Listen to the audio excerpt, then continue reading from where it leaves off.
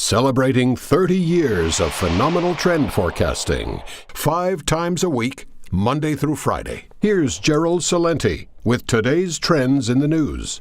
Hi, this is Gerald Celente, Thursday, May 7th, 2015. And here are some of today's trends in the news. Well, here's a trend. It's really early in the morning over here. And we're doing the trends in the news because I got to check out. Got some business to go to. Anyway, wanted to give you a full trends in the news before I left. And here's the big news. The elections in the UK. We're going to see what happens, but what happened in Canada yesterday is very important. It shows the power of the people to stand up to the imbeciles that are destroying their lives. So bravo, Alberta. I've been there. It's a beautiful place. And it could happen everywhere. And overnight, over there in Asia, stocks aren't doing so good. Asian stocks remained in the doldrums on Thursday, hit by a confluence of factors, which includes a weaker finish on Wall Street overnight, growth worries in Australia, and jitters of tighter margin trading rules in China. Well, why should they have tighter margin rules? Let everybody gamble for free like they do in the USA here and other countries. The Nikkei was down 1.23, and the Shanghai down 2.75. That one's way overblown. Australia, S&P ASX 200 extended Wednesday's plunge to close at a 3-month low. On the domestic data front, the Australian economy lost basically 3,000 jobs last month. They expected to create 5,000, significantly lower than the 37,000 jobs added in March. It's a slowdown. And oil prices, they're pretty stable. They're back up there, getting right in time over there for the driving season. And the other reason, of course, is the destabilization going on between Yemen and Saudi Arabia, the destruction of Syria, the madness in Iraq, the ongoing war in Afghanistan. The Yemen issue is really big. Yemeni forces capture 4 more Saudi military outposts. And the UN rejects Russia's call for a Yemen ceasefire. The United States is against that. What we see going on in Yemen is going to spread, as I said, into Saudi Arabia, and that's a big one.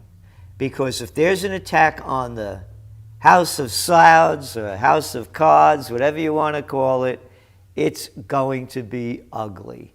And especially with all those Yemenis working in the Saudi oil fields. And on more good news, another Syrian group charges that U.S. airstrikes killed more civilians. Only about another 31 children, 64 adults. Hey, but what happened over there in Texas, huh? Yeah, they tried to get that anti-Muslim deal that they put together over there to inflame the passions against the people. Could you imagine? Let's have a cartoon series of let's go after Jesus Christ. Yeah. See who could paint the most grotesque cartoon about Jesus Christ, and see if you don't get someone that wants to blow the people's brains out that are inflaming this issue. This has nothing to do with free speech. If you want to poke it, man, it's going to come back at you. But hey, who cares about all the dead civilians? Brought to you by the United States, France, the Arab League, England, and the rest of the mass murderers, including Turkey. Overthrowing this country that's done nothing to anybody, just like Saudi Arabia is doing to Yemen. Listen to this. Iraq turmoil today, a consequence of 2003 invasion. Ex-UN chief Annan said, "You cannot disassociate the situation in Iraq today from U.S. intervention in 2003. Because not only did the intervention take place, but they dismantled the Iraqi army, which was the tool of Saddam to maintain law and order." No kidding. Intervention, overthrow, murder, slaughter of 1 million people. Does anybody get it? It's created the conditions that exist, and they keep on doing it. The world is moving to war. How much more evidence do people need? Hey, Gulf states. Holland discusses security. Oh, hey. Oh, Holland in a new book came out. He's been supplying them rebels with more weapons to slaughter people throughout Syria. What UN? It's a nothing. It's a front for murderers and psychopaths. And the United States, the Gulf nations are all asking for more armaments, and they're all supplying it. Death and destruction. That's the way of the future, I say. Mortars and rockets hit Saudi city on border. Son of a gun. Could anybody see where this is going to go? It's going to more war and destruction. One after another. And speaking about bombs, another bomb train blew up. Yeah, one of them nice fracking trains over there in North Dakota. Destroyed an area, but it was a rural area. Who cares? And you should hear the BS coming from the same people you would expect it to come from, both the industry and the front of an organization that they call the Federal Railroad Administration. Get this straight in everybody's head. The people that are overseeing these administrations for whether it's railroads or oil drilling, they're nothing. They're nothing organizations. I was in D.C. for several years. They are little tiny organizations with little people in there. And they're not protecting us from anything. Today's incident is yet another reminder of why we issued a significant comprehensive rule aimed at improving the safe transport of high-hazard flammable liquids, said Sarah Feinberg, the Federal Railroad Administrator's acting administrator. Yeah, a bad act. A real bad act, but they're all bad acts. Hey, just blow the hell out of every place. One of these things are going to go off and destroy another major city or a small city like they did up in Canada last year or 2 years ago. And the same thing is going to happen. Here, check it out. Oil companies and railroads said phasing out cars too quickly will result in a shortage of tank capacity and hinder the flow of oil from North Dakota. So what? Can't hinder us, man. We got money to make. And these cars, it's at least the 6th oil train accident in North America this year. And like several of those previous incidents, it involved newer generation of tank cars that were built to be more durable.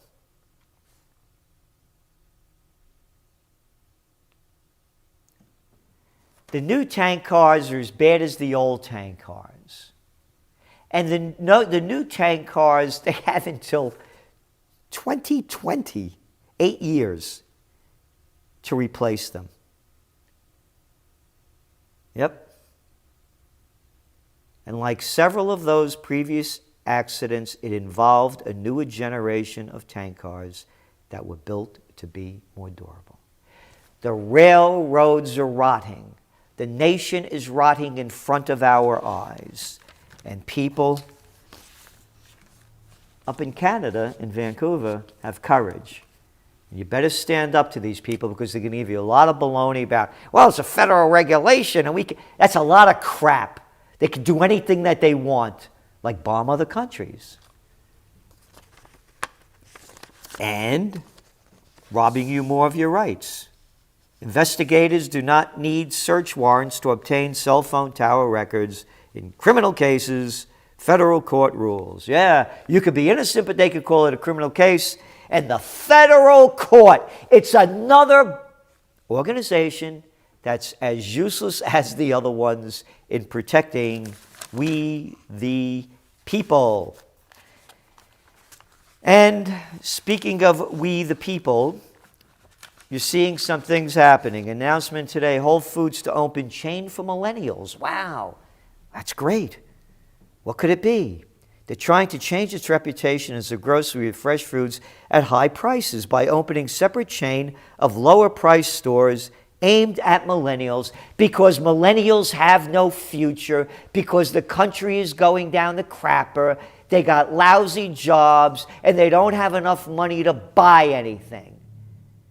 That's what's going on. Hey, how about a dollar store for Whole Foods, huh? Yeah, give them like that much or something really good. Or feed them crap. Let them eat crap. That's my campaign slogan. Yeah, a McDonald's in every basket. That's right. Get them plump. Fill them up with garbage. The same thing is going on. Macy's is doing the same thing, opening up cheaper outlet stores.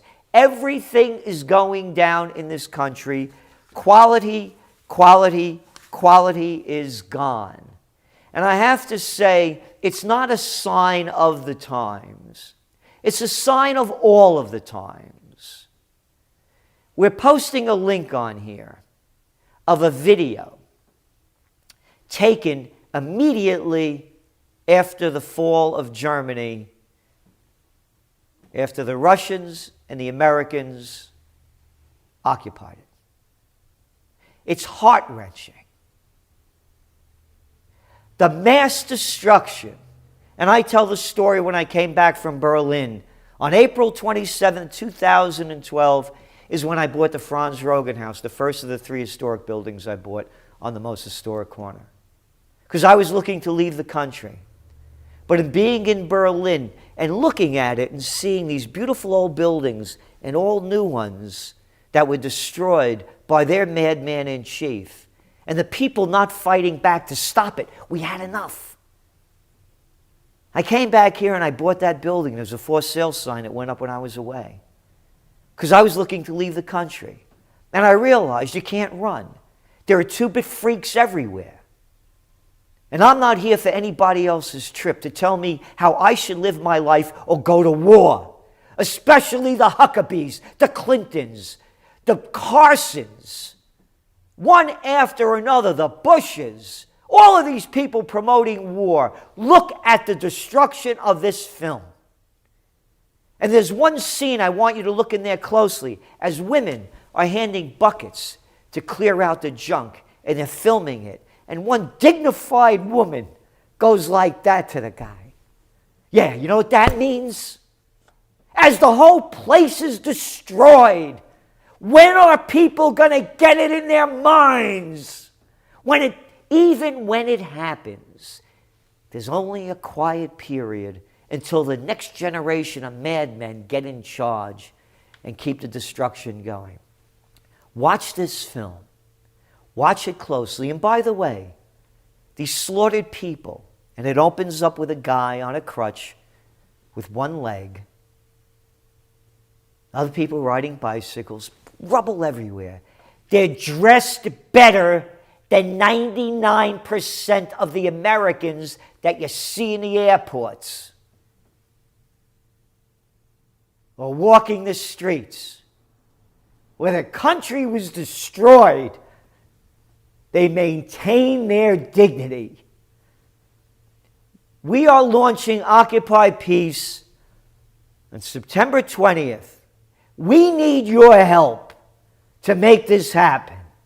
Because if we don't do it, you can see where they're leading us. It's down the path to hell. Watch this. This is Gerald Celente, and that's some of today's Trends in the News.